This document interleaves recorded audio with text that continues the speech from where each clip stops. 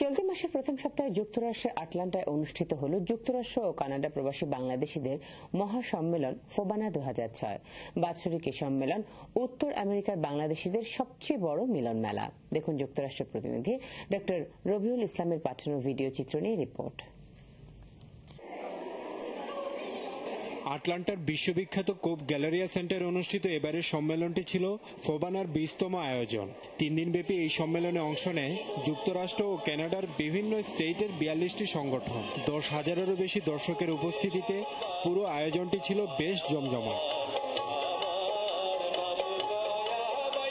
উত্তর আমেরিকা ও বাংলাদেশ থেকে আসা শিল্পীদের পরিবেশিত মনোমুগ্ধকর সাংস্কৃতিক অনুষ্ঠান ছাড়াও ছিল বিভিন্ন বিষয়ভিত্তিক সেমিনার, দেশীয় পণ্য ও খাবার দাবারের রকমারি আয়োজন।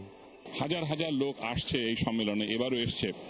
এবং অনেক সময় এছাড়াও ব্যক্তিগত পর্যায়ে যদি ধরেন আপনার সঙ্গে এক বন্ধু দেখা হলো 20 বছর, 25 বছর, 30 বছর পর, তার সঙ্গে কোনো যোগাযোগ নেই, এই সম্মেলনে দেখা হচ্ছে, বিভিন্ন সম্মেলনে বিভিন্ন জনের দেখা হচ্ছে, এটাও একটা বড় পাওয়া।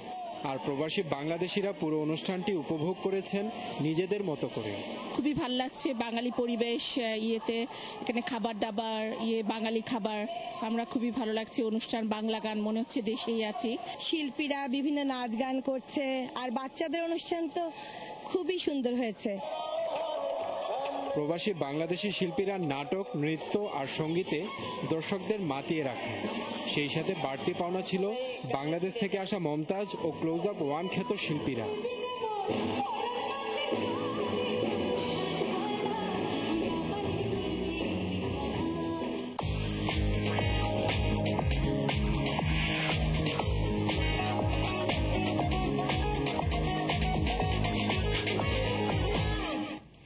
অ্যাঙ্কর সিমেন্ট অর্থনীতির খবর।